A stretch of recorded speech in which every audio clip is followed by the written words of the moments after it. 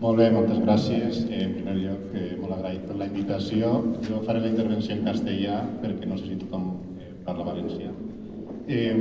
La pregunta també donaria per a molt, però vaig intentar ceñir-me als 10 minuts. Bueno, en primer lugar, el relato. El relato oficial es que estamos en crisis. Es verdad que estamos en crisis, estamos en la crisis climática, que yo llamo multicrisis global, porque no solo es una crisis climática, es una crisis de biodiversidad. Estamos con la sexta extinción masiva, no solo por el cambio climático, sino porque el ser humano nos hemos encargado muy mucho de destrozar la biodiversidad ya antes del tema del cambio climático. Estamos en una crisis alimentaria, no solo por la guerra de Ucrania, también por el cambio climático, por otros motivos.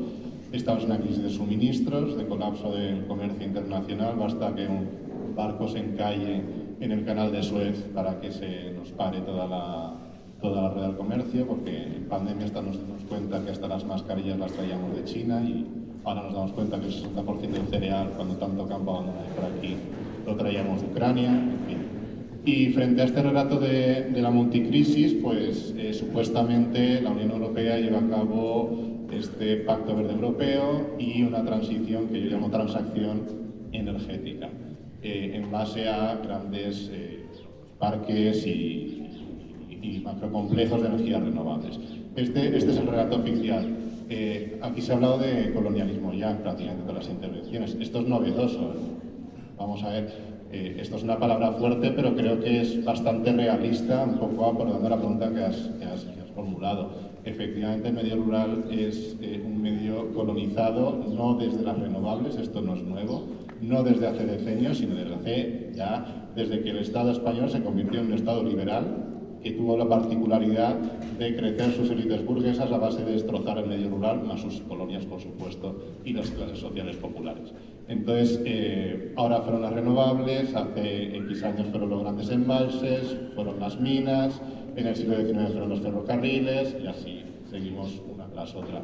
Yo vengo de un pueblecito que ahora estamos evacuados, efectivamente, está en Mas Blancos, San Agustín. Empezamos en 2014, hemos pasado, ahora tenemos un proyecto de 300 hectáreas, hemos pasado por un proyecto de macrogranja, por un proyecto de campo de golf y por un proyecto, que realmente eso sí que es colonialismo. Todos los lodos de depuradoras del área metropolitana de Valencia acaban en unos campos que teníamos ahí al lado y además estaban siendo cultivados, con lo cual, si eso no es colonialismo, que baje Dios y lo vea. Pero es que además, en el medio rural, lo que estamos observando es una erosión bastante grande de las garantías democráticas, de los mecanismos de participación, de los controles mínimos legislativos ante los procesos de evaluación ambiental de proyectos.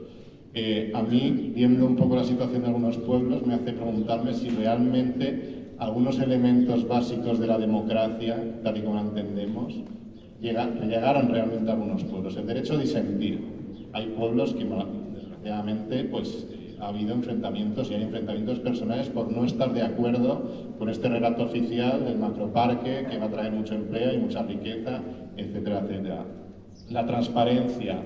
El pánico de las consultas públicas. Yo no digo que nos pongamos a nivel de Suiza con la democracia directa, pero es un pánico total a preguntar, a consultar, a reunir a la gente, también como ha comentado Javier, ni para hablar de cuánto será el canon, ni cuáles serán las elecciones. No hay información, la opacidad es lo que reina y también creo que se ha dado en el caso de Coves de Vinroa.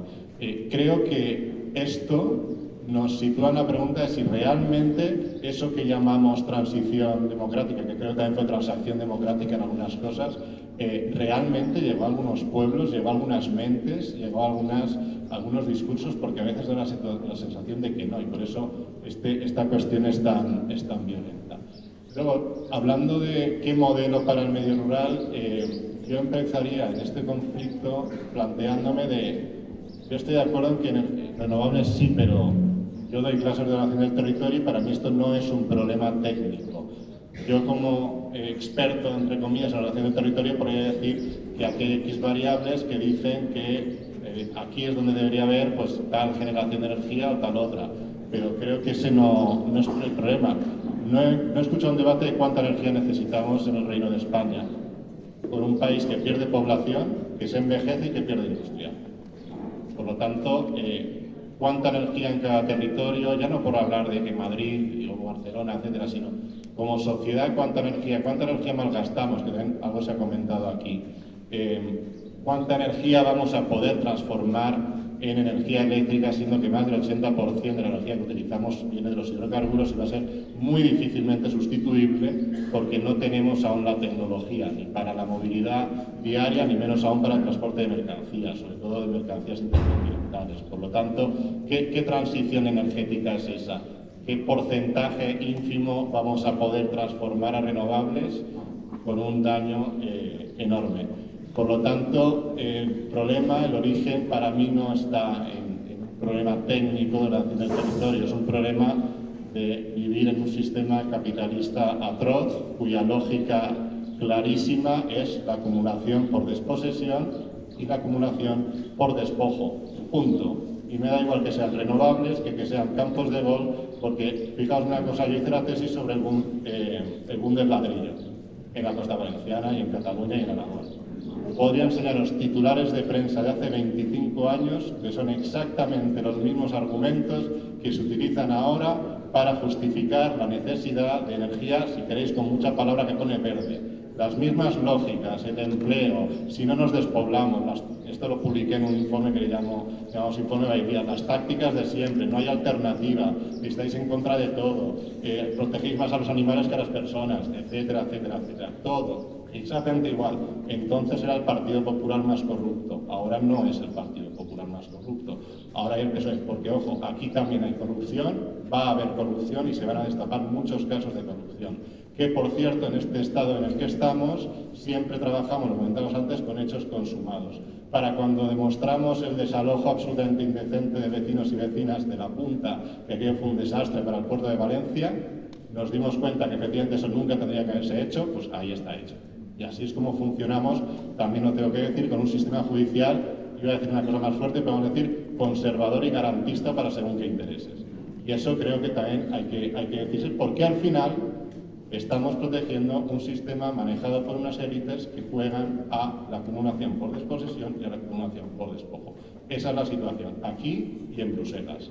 Por lo tanto, frente a todo esto, ¿qué hacemos? Primera cuestión, y también lo comentaron en algún otro foro. Creo sinceramente, y luego saldrá, que el tiempo de las manifestaciones pacíficas se ha acabado. Y creo que las alegaciones y las días, y yo he trabajado en días y todas estas cosas, yo cada vez estoy más claro, luego creo que hablaremos, de la acción directa no violenta. A mí cada vez los ejemplos de la juventud en plan Extinction Rebellion, con todos los debates que se puedan ampliar y si vale la pena hacer la obra de arte o ponerse delante del Parlamento, pero es que creo que no nos queda otra, porque nos han dado un juguete roto que se llaman evaluaciones de impacto ambiental, que no sirven para muchas cosas ahora mismo, porque creo que el INAGA, corrígeme si no Javier, está pasando como el 90%, por lo que tú has comentado antes, bueno, yo lo resumo en 3 líneas, es decir, este juguete nos quita mucha energía, pero también debería haber otros cambios y yo creo que esto puede ser un buen debate. Y por último, para no extenderme demasiado, yo siempre digo que hay que venir llorado de casa, que todo está muy mal y que todos vamos a morir, todas estas cosas, pero que además hay alternativas que, para bien o para mal, vamos a tener que pasar por ahí por esto de la multicrisis comentada. Y esas alternativas, algunos hablan de decrecimiento. A mí la palabra decrecimiento no me gusta, porque nuestra cultura de crecer es como lo contrario que progresar, como estar mejor. Yo prefiero hablar de prosperidad sin crecimiento, porque yo creo que podemos ser, y especialmente en las sociedades rurales, sin tanto cachivache, sin tanta dependencia y volviendo a lo local, con relaciones próximas de calidad, con otro modelo de ocio, que por cierto se podría hablar de cuánta energía malgastamos en nuestros modelos de ocio, en nuestros modelos de turismo. Yo creo que desde los pueblos tenemos una plataforma muy idónea para mostrar que se puede vivir bien, incluso diría, se puede vivir mejor que con el consumo energético que tenemos hoy en día, sin necesidad de tanto macroparque, sin necesidad de tanto consumo y sin necesidad de tanto despilfarro. Porque es que encima resulta que somos unas sociedades opulentas, consumiéndolo más que ninguna otra generación del pasado, con más problemas de salud mental, más que ninguna otra generación desde hace bastantes años. Con lo cual, algo muy mal estamos haciendo como sociedad urbana y como sociedad rural. Pero, por lo tanto, creo que necesitamos un medio rural que se revise, que mire hacia atrás, y no, como dicen algunos, de volver a las cavernas y el ascetismo impuesto y no sé cuántos, que mire hacia atrás a esos elementos de sostenibilidad, de relaciones próximas, de poco consumo, de vidas plenas, de vidas dignas, sin necesidad también de tanto consumo y de tanto despilfarro, porque, ojo, está muy bien decir que los chinos son los más contaminantes del mundo, y es verdad,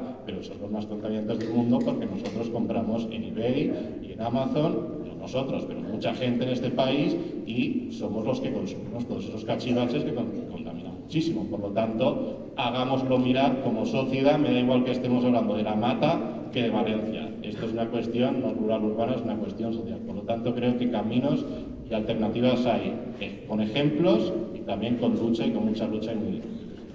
Muchas gracias.